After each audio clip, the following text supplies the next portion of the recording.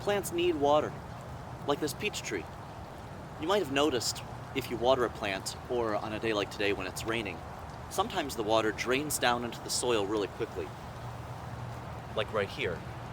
And at other times, the soil sort of pools or puddles on the ground. Well, I wonder why that is. And I wonder how that can affect plants, or our various projects that we have going on. Well, let's go find out.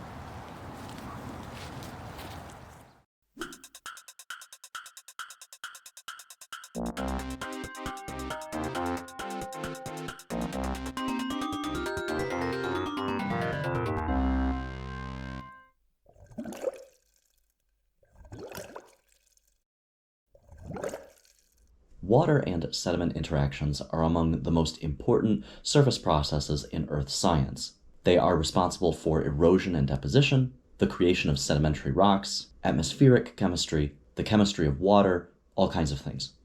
In terms of modern practical applications, sediments play a huge role in water use, in particular aquifers and groundwater, which brings us to the goal of this video. After watching this video, you should be able to predict how a sediment's properties affect how water interacts with it. So we want to know how water interacts with sediments. First of all, sediments are defined by their size. We have 4 sediments that we're going to work with today.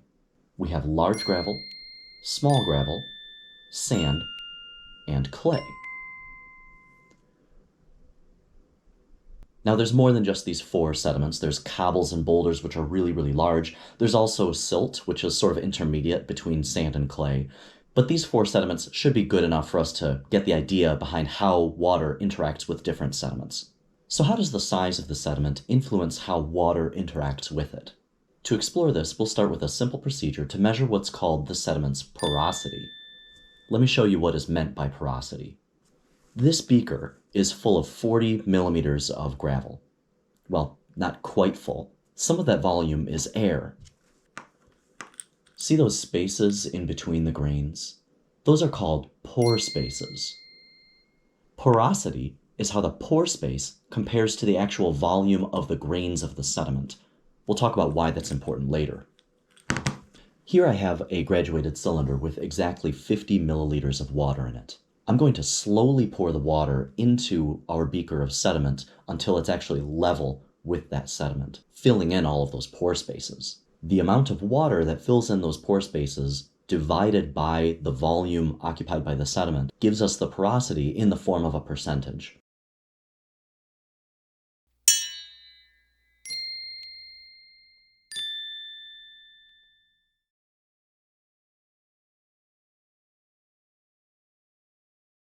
So let's go ahead and see if we can calculate the porosity for our large gravel. Let me pour our water in to the beaker very slowly until it's level. Just about there. Okay, there's 34.5 milliliters left in the graduated cylinder, which means that I filled those pore spaces with 15.5 milliliters. 50 minus 34.5 gives us 15.5. So 15.5 milliliters of pore space divided by the 40 milliliters of gravel that we measured gives us a porosity percentage of 38.8%. So that's the porosity of our large gravel. When I perform the same procedure for our smaller gravel, start once again with our 50 milliliters of water. Very carefully pour it in there until it's just level with the sediment. I actually get almost exactly the same result. This clocks in at 35. That means for our small gravel, there was 15 milliliters of pore space for 40 milliliters of gravel. And that comes out to a porosity for our small gravel of 37.5%. Let's try sand.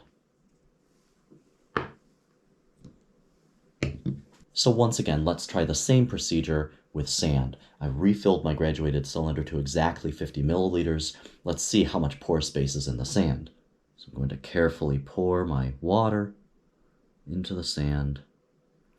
You can see it kind of percolating down in there. So we'll pour it just until it's totally saturated with water. Okay, it looks like things are a tiny bit different from the gravel. We started at 50 milliliters and we're down to almost exactly 37. That puts us at 13 milliliters of pore space in the sand. 13 milliliters of pore space divided by the 40 milliliters of sand that we started with gives us a porosity for sand of 32.5%. So the porosity of our sand is a little bit lower than the gravel. Let's go ahead and try clay. Okay, here's my clay,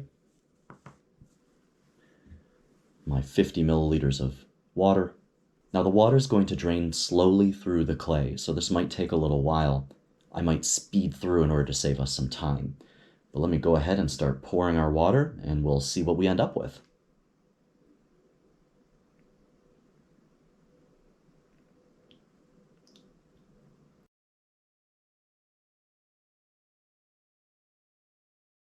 Now for clay, our porosity is really different. We started with 50 milliliters of water, we're now at 29. So that means that the clay absorbed 21 milliliters of water. 21 divided by 40 gives us a porosity for clay of 52.5. That's like off the charts compared to the other sediments. So we can see that clay has the highest porosity, gravel comes second, and in last place is sand. Here's a chart. So clay is able to store a lot of water. There's a lot of gaps, a lot of space in between the little particles of clay. It's also really easy to see that gravel leaves quite a bit of space in there as well.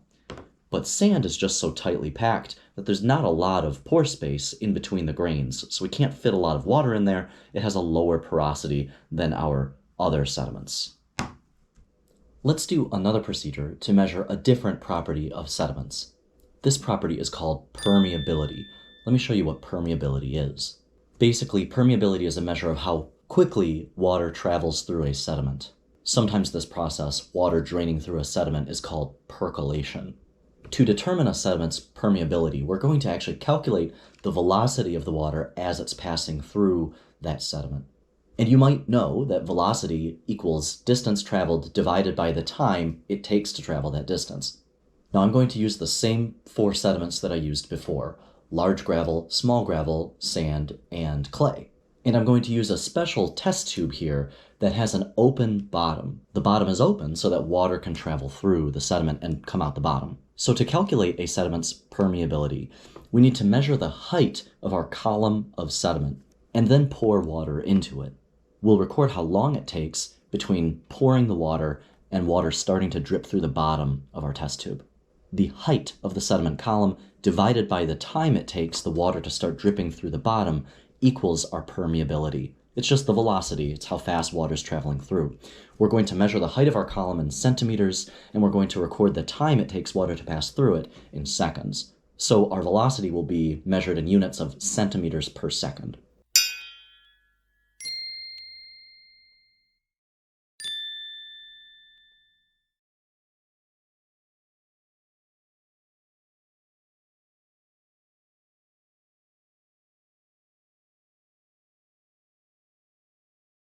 All right, let's start with our large gravel. So we have to measure the height of our column of sediment, and if I measure with this ruler, we have 5 centimeters of sediment in this column. So now I'm going to pour our water into this column, and we're going to see how many seconds it takes before it pours through. I've got my timer ready to go. Okay. So we're going to start pouring in 3, 2, 1. Okay, so that was pretty quick. Now let's try doing the same test with the small gravel. Okay, now I've got our small gravel. Once again, I measure exactly 5 centimeters of sediment. So let's see how long this takes. I'm going to start pouring in 3, 2, 1. go. All right, so that was also pretty quick. Now let's try sand. So I've got our water. I'm going to start pouring in 3, 2, 1, pour. It's taking a bit longer than the large and small gravel.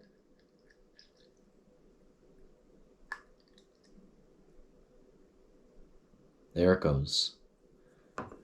Alrighty, so there's the sand. Finally, let's do clay. So we've got our clay here. Once again, 5 centimeters exactly. Just set that in here. Here's our water. And pour it on in.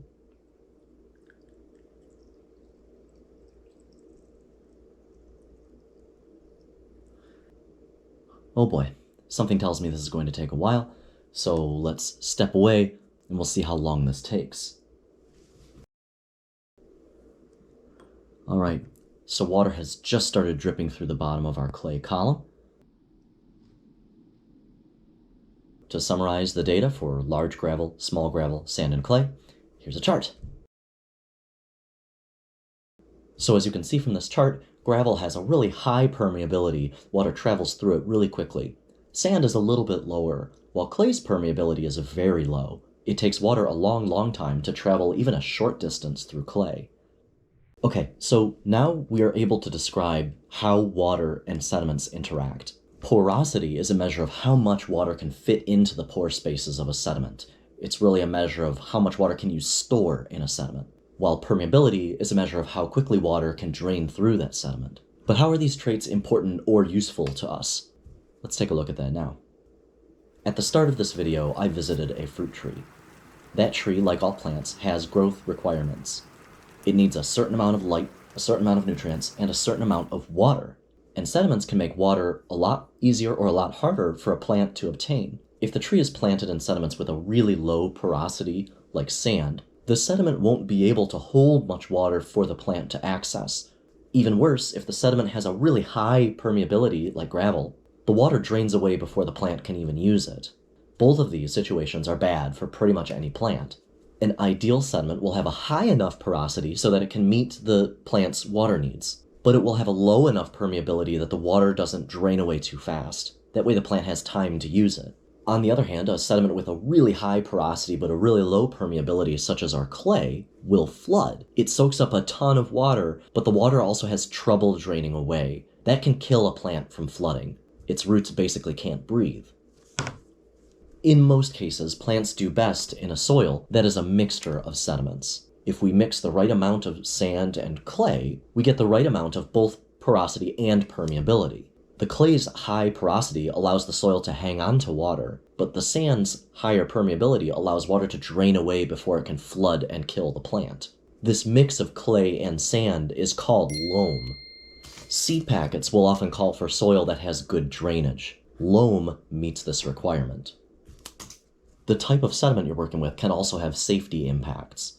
Chemical storage facilities or factories that deal with chemicals sometimes have leaks. You might hear about this on the news once in a while. When a chemical leak happens, time is of the essence. The longer the chemicals have to drain down into the ground, the more likely it is that the groundwater will become contaminated. This can be helped by using a sediment with a low permeability, such as clay, at the building site. If engineers lay down a layer of low permeability clay or even impermeable concrete, they can prevent the chemicals from reaching the groundwater, or at least slow down the chemicals enough to give them time to begin cleanup. Just about the worst sediment that you could have in a chemical storage facility would be gravel, because gravel's high permeability would allow those chemicals to drain straight down into the groundwater. That'd be a huge disaster. Speaking of groundwater, let's talk about what an aquifer is. To illustrate what an aquifer is, I built a simple little device made of spare wood flooring and some clear acrylic plates. It looks a little bit like an ant farm. I'm going to fill this device with sediments, including layers of sand and clay. The sand and clay are conveniently significantly different colors in this example. What this device really does is it allows us to create a sediment profile similar to one that we might find underground. After I fill this with sediments, I can pour some water in to see what happens to water under our feet. So let's fill this with some layers of sand and clay.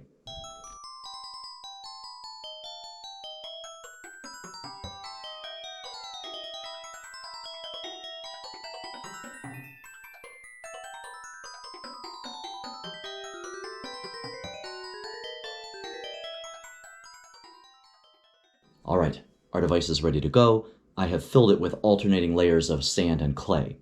Now, I made it a bit more heavy on the clay over on this side so that we can see what the effect of that clay is as the water percolates down through the ground. So let me slowly add some water and see what happens with our aquifer model.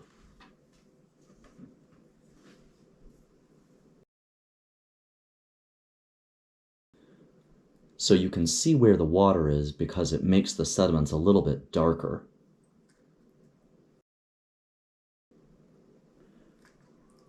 Right away we can see that it's flowing through the sand a little bit faster than it's flowing through the clay. And that makes sense because we know that sand has a much higher permeability than clay has. We can use the behaviors of water and sediment to take full advantage of groundwater and also protect groundwater resources. Groundwater naturally settles to the lowest point that it can. In this diagram, the sediment here is saturated with water. Water from rain, snow, or other sources percolates down through the sediment above.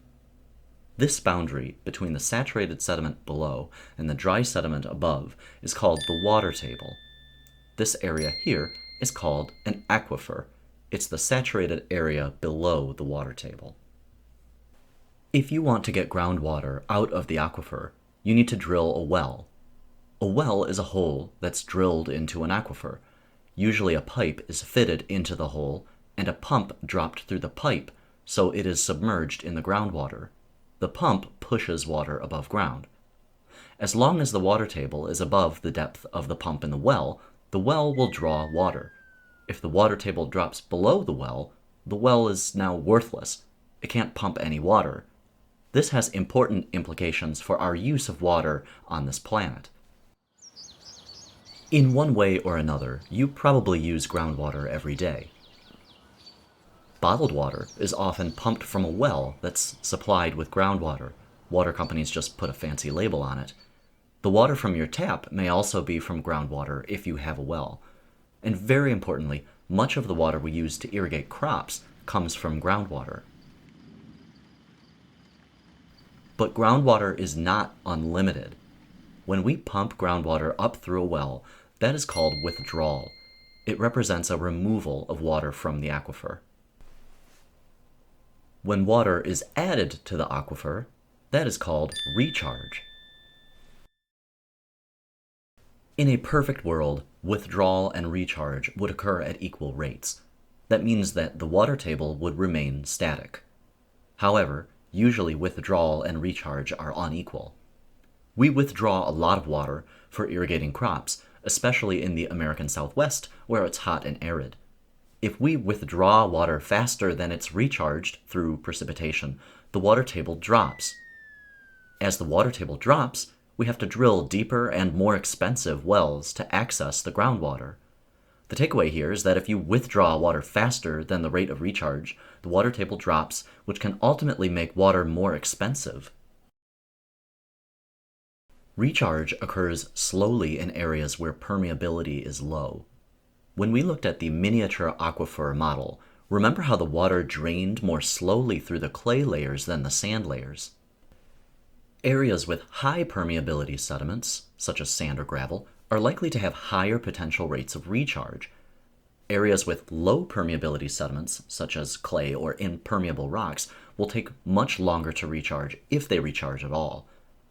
Some aquifers are bounded with an impermeable layer above the aquifer.